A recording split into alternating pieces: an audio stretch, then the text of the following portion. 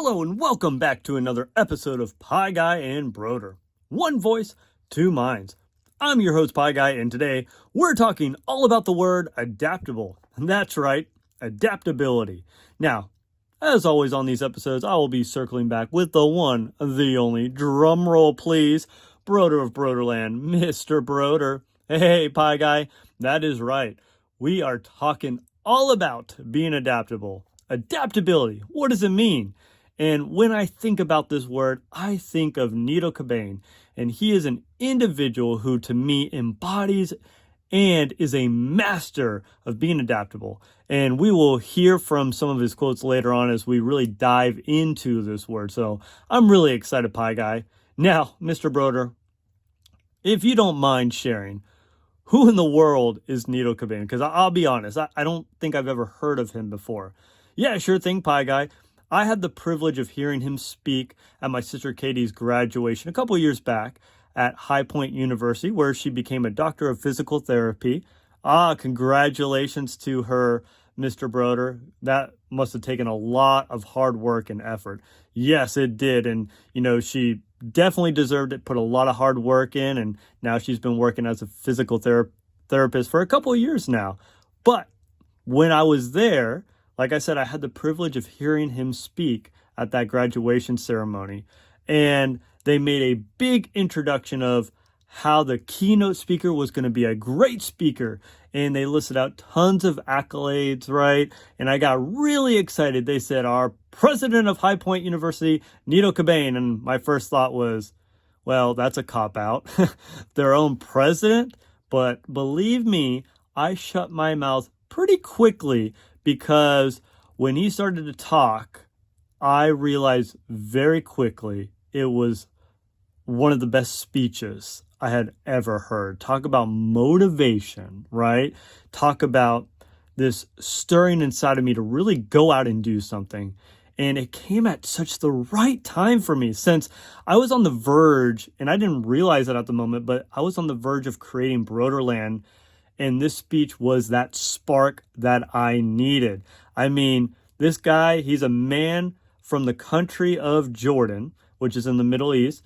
And he came over at the age of 18 and with barely any money and adapted to America and became a successful individual who created the Great American Bread Company, sat on the board of directors of BB&T and Lazy Boy and tons of other companies, and now has been the president of High Point University for, I believe, a decade or more.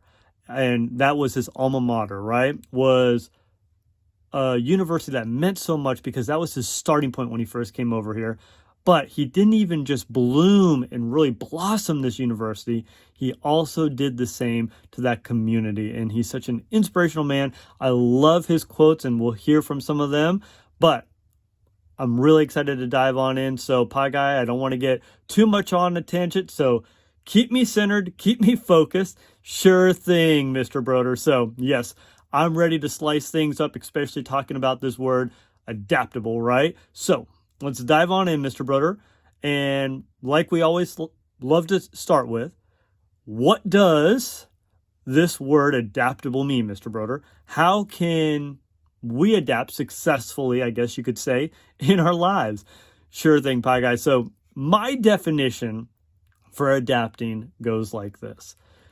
It's how easily someone can really adjust to change or any new situations, environments, right? And so to me, adjust is the word that's going to stick out to me today. That idea of being flexible, right? You see, so far, we have talked about resilience, right?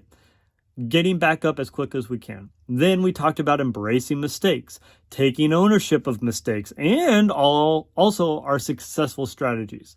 So we can then, of course, persevere forward. But here's the deal today. What happens when your plan does not go, well, as planned, right? How do you adjust? Or do you throw in the towel? Here's the thing. Don't throw in the towel, even when it seems like you have to start from scratch. See, Mr. Brodeur, I like how you bring up starting over again, but you even mentioned from scratch. I feel at times I get so discouraged when none of my plans work. And the question is, do I have the energy to try again with a blank slate? And sometimes I don't know if I have the energy to start over. Great point, Pie Guy. Feeling failure and disappointment is one thing. And feeling defeated and discouraged, now that is a whole new level. All right. You don't want to get to that point of discouragement, right? You don't want that. Disappointment is okay. That failure is okay. But discouragement, defeat, you throw in the towel. You don't want that to happen. And so, of course, when I think about adaptability, right, I go back to the class of 2027. And I know I've talked about this class a little bit because they were the start of Brodeurland. They were the ones that pushed me to the next limit. And we've talked about it in a previous podcast or so episode. But when I was teaching the class of 2027, when they were 7th graders, talk about all of my teaching strategies thrown to the wayside. I felt nothing was working. And before that, I wouldn't say I was a bad teacher. I thought I was pretty good, but nothing was working early on in that year, right? I had more failures than successes. Classroom management, not working. The lessons, I couldn't figure out how to be successful in teaching and whatever else came to that day-to-day basis in the classroom. And I remember getting to that point, and I looked at my co-teacher and I said, all right, I'm switching it all up tomorrow. Get ready. And I had to reinvent the classroom to adapt to these students. And the fear of staying the same outweighed for me the fear of change. You see, sometimes we want to be comfortable and we fear change, but sometimes we get to that point where we've just had it. If I keep staying the same, it's going to be worse than even if I tried the change. And so that was my breaking point. Very interesting, Mr. Brodeur. You just compared the fear of staying the same to change. I guess most of the time we get to that point of, I have no other choice, like you said, so we are forced almost to change. So, Mr. Brodeur, what did you do? Yeah, Pie Guy. And what is crazy is, think of how quickly we could improve and grow and achieve our goals if we didn't just wait to get overwhelmed with our comfortability, right? And we just took on change when we knew we needed to, right? So in order to get these students to try, I met them where they were at. I created some math problems for the next class. And I was like, okay, next class, here's my plan. Here's my new problems we're going to do. And I said, I don't even care about the answers right now. All I want you guys to do is this first step. Wait, Mr. Brodeur, this is math. What do you mean you don't even care about the answer? Yeah, Pie Guy. You see, a lot of these students did not have the confidence or the willpower to really care about math or complete a problem. So I started at level 1. Here's all these problems that I created. All I wanted them to do is find the X and circle it in each problem. 20 seconds of the clock, start now. And so they did. And they thought, that's it, Mr. Brodeur?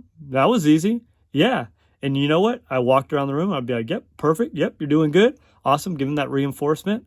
And then I said, okay, you guys all did that. How you guys feel? Good. Next, I had them box the number that was closest to X in each problem in 30 seconds. So they did. And let's say, for example, the question was 2X plus 5 equals 15. So right now they would have all circled the X. And then right now they would have circled the numbers like the 2, they would have boxed that number 2 in front of that X.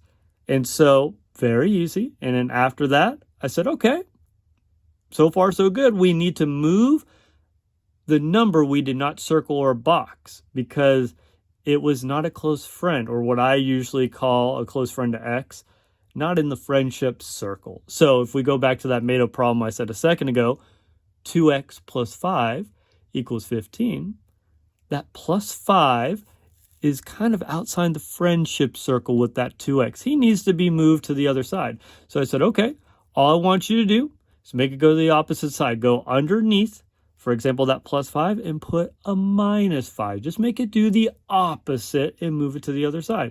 Now on this one, I went a little slower. So I said, okay, all I want you to do is do this for the next problem or two. We'll make sure you guys got this. Once I made sure everybody was on the right track, then I'll say, okay, now try the next couple.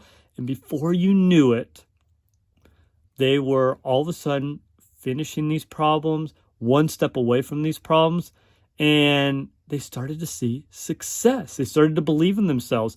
And not only was I adapting to them, they were adapting and changing, and they didn't even realize it. Now, I will say this disclaimer. It wasn't easy, and it wasn't like, yeah, first 5 minutes, bam, everything magically was changed. No, but it starts with something. And sometimes you have to go back and completely scrap your plans and prior successes and use some creativity to adapt, be flexible, to keep moving forward in new situations. And this experience helped me from then on out in my career as I would learn the benefits of adapting and facing change with new students in classes and even a tough 6th period that I recently just taught this past year. Wow, Mr. Brodeur. Now, I do remember you sharing before in a prior episode we were talking about the class of 2027, but it sounds like you really had to restructure your class, and I like how you turned with this episode and talked about the adapting part, how you had to adapt with your students in the classroom and really push yourself to some new limits. That's right, Pie Guy. And little did I know, that was the beginning of Brodeurland, right? Me being pushed to my limits and really liking these challenges and really owning up to them and not waiting for me to get comfortable, right? And allowing that comfortability to start to be painful and then eventually go to change. I started to go, you know what? Let me just change right away, right? Let me just go after it. And if I never adapted and just got discouraged and gave up and threw in the towel, you know what? Then the students of Brodeurland itself, what we're doing right now, might not be in the state or the level that it is today, or, you know what, even a thing. And like I've said earlier, it is okay to be disappointed and face failures. But the moment you let discouragement set in, you throw in the towel, that only leads to regret. And you know what? Regret, it weighs a ton.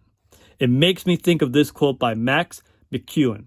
And he said this: all failure is failure to adapt. All success, though, is successful adaptation. You see, when I think about adapting, I first think change. Change is so scary and frightening because to some, it is a curse word. Mr. Brodeur, you nailed that one. Change does feel like a curse word at times, or to be honest, a lot of the times. And that's right, Pie Guy. For many of us, when we think of change, we think, oh my, I have to try something new. Then we tend to think of failure. And most of us, including myself, think of, well, what happens when I fail or lose or make a mistake? And this can lead us to freezing up, to stopping us, right? To discouraging us. We then don't want to face the change because we don't want to really greet that failure. And I still have to fight through this. It's an ongoing battle. It's a temptation. But the more you practice adapting, you know what? The easier it gets. I'm not going to say it comes super easy to where I'm like, yay, but it's easier. I can flex those muscles. I can push through. And you know what? Life is going to have its ups and downs, right? It's not always going to be going our way. Failing to adapt is going to lead to failure because we are not willing to change. But here's the deal. If you're willing to tweak things, then that positive and effective change can eventually lead to success. Now, let me stop right there.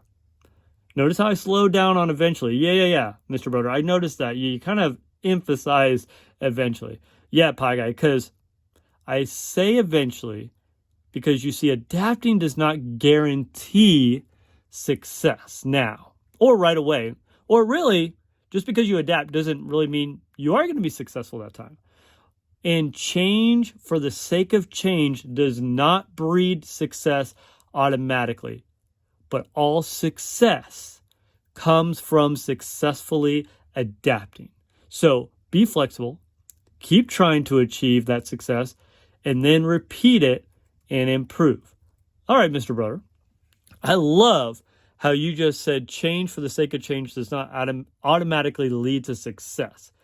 And sometimes I want to put my stamp on something, or I think if I change this, it'll be better. But I'll be honest, now that I hear you say that, yeah, I reflect back and I go, man, no. Sometimes I try to change something and I was like, what was I thinking? Because that did not work out exactly as planned. So I like what you said. Change for the sake of change does not automatically guarantee that success. Yeah, Pie Guy. And that is the importance of taking all these words of the week and using them together. All right. Because you can just look at adapting or change in a nutshell. But here's the deal. Because you have to have that reflection piece and embracing mistake stage to really understand what went wrong, that way you can see that next path forward. You see, I had to do that with the class of 2027. I had to reflect, spend time to think, what is not working? And then I thought, okay, I couldn't just change things up for the heck of it, right? I had to try things based off of what I was learning, what I was observing. And, anyone can change something just to change. But like I said earlier, and what you were saying, that does not make things better or give you success automatically, right? And it's like Leo Meganson says, and he says in his quote right here, it is not the strongest or the most intelligent who survive, but those who can best manage change. You see, what this quote means to me is you can't allow things to really get to your head and to your heart. And that means both successes and failures. You see, most people think, sure, don't allow the negative thoughts and ideas to flood our brain and bring us down. But also, we have strengths and talents, so don't form an ego. Don't get arrogant with those strengths, those talents, those successes. Because here's the deal. When you do, you tend to just plateau. You tend to stay stagnant. And you see a plateau, if you are trying to visualize it, is flat on top, right? And you're not making any more upward progress, forward progress. You're not willing to improve. And Nito Cobain, Mr. Brodeur, here you are, name dropping this Nito Cobain dude. Yes. And he says this. I love this quote. He says, your current circumstances don't determine where you will go. Rather, they just determine where you're going to start. And what I love about this is don't stay the same. It's time to manage the change, right? See, be willing to manage and improve yourself so you can get to that next level. Just because you aren't successful now, or just because somebody has a leg up or an advantage or more experience on you, that doesn't mean you can't get to your goal. That just means, sure, you may have to do a little extra work at the front end, but keep at it, right? Keep pushing forward, because where you are right now doesn't dictate where you can be in the years in the future to come. That's so true, Mr. Brodeur. And I like how you talked about managing change, because you emphasize that we can't allow our strengths and our talents to get to our head. Or we may resist change and really never improve. And that's correct, Pie Guy. And it goes back to the quote I shared also by Nito Cobain in our previous episode that says this: for the timid, change is frightening. For the comfortable, change is threatening. But here's the deal. For the confident, change is opportunity. There's only one type of person in our society, Pie Guy, that really welcomes change, and it's a baby in wet diapers. What, Mr. Brodeur? A baby in wet diapers? That's right, Pie Guy. And to be honest, sometimes these babies, they get comfortable too. Believe me, having 3 kids, sometimes when they were little, they wanted to run and hide, and they resisted that diaper change, right? Even though they knew they needed it. Like my son potty training, right? He will hold it, refuse till the very last second. And it's just like, come on, man, just go. It's going to feel so much better if you just faced the change and did it right away, right? But we all resist change, even though change can lead to that success and that peace we may need. That is so funny, Mr. Brodeur, but it is so true, especially when you think about even babies. They may like the change, but still at times they may resist it. Yeah, bye, guy. And see, most of us have heard this saying in life. If it ain't broke, don't fix it, right? True, but here's the deal. Over time, good systems get tested. They get beaten, right? So you have to be willing to adapt. You got to be willing to improve, try new things, and adapt to move forward. Don't get comfortable. Don't plateau. You got to do so and move forward with confidence. All right, Mr. Brodeur, let me pause you for a second. You throw out this word confidence, but I'm going to ask you this. I think we all know confidence is, in a sense, maybe that bravery or, hey, I know I can do this. But how do you get to that point where you gain confidence? Great question, Pie Guy. And there's 3 components. And you know where I got this from? Nito Cobain. He broke this down in a speech that I once listened to, and he said this. In order to get confidence, first, you got to have knowledge, right? Knowledge of whatever you're dealing with. Second, you got to have that skill. You got to go out there, use that knowledge, produce that skill, right? But third, you have to have experience. You got to get your feet wet.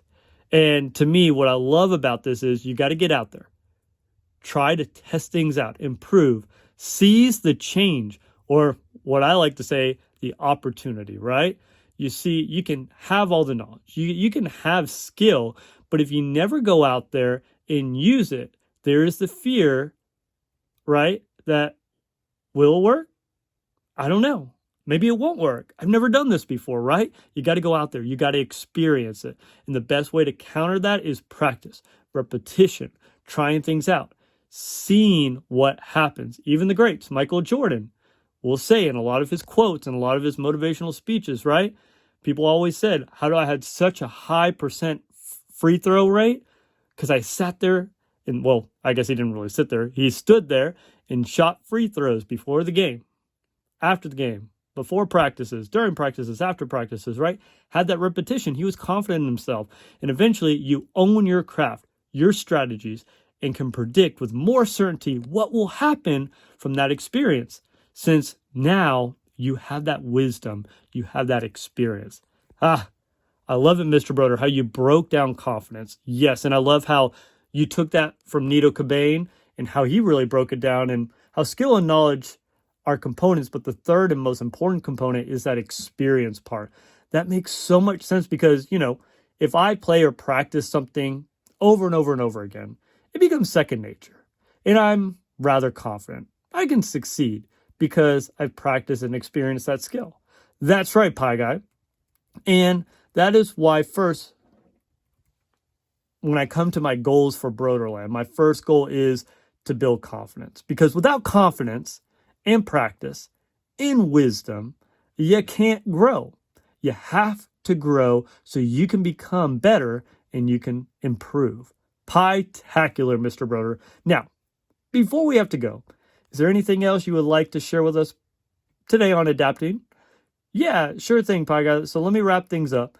I know for me, whether it's finding time to try something new, like listening to the Bible in a Year podcast I follow, or working on ideas, books, videos, Brodeurland, or whatever it is. It doesn't matter. I have to learn to adapt. You see, I remember trying to work on my book, Luke the Leaf, and other Brodeurland creations and ideas. I would struggle with, how do I balance that with family life and work? It took a lot of adapting to find a time, a place to do that. Even hobbies, like, for example, the Bible in the Year. I do that in the mornings, but figuring out a time early enough to where I can read and finish it before my kids wake up, and then, of course, before work. Talk about a lot of trial and error and adapting to get the right time and place to do that. Even, to be honest, if it meant waking up at 4:45 in the morning, 5 o'clock in the morning. Wow, Mr. Rose, that's pretty early. Yeah, Pie Guy, but here's the deal. I learned evenings didn't work. I would tend to fall asleep watching it. Or maybe my wife, after we put the kids down, we wanted to watch something. Maybe we were just trying to catch up on the day and we just wanted to talk to each other, right? But the key is to never be discouraged, but to keep trying to look at change and adapting as new opportunities to grow and push your limits so you can go out there and become that best version of yourself. There you go. There you go, Mr. Brodeur. Pie-tacular. And thanks again. I feel like whether it was Nito Cobain, adapting, change, plateauing, you don't want to do that. You don't want to throw in the towel. Don't get discouraged. Learn from things. Be willing to go out there and be flexible, like you said at the beginning. I love it. So, like I tell you all, remember, stay infinite, my friends. And like always, Mr. Brodeur, send us off in style. Sure thing, Pie Guy. So always remember, everyone, you make each day a special day by just you being you. There's no one in the whole world like you except you, and we like you just the way you truly are. It's good that you exist, but you got to go out there. You got to be willing to adapt. You got to be willing to be flexible so you can face the changes, learn from them, and continue to improve so you can become that best version of yourself. So until next time, Brodeur out. Peace.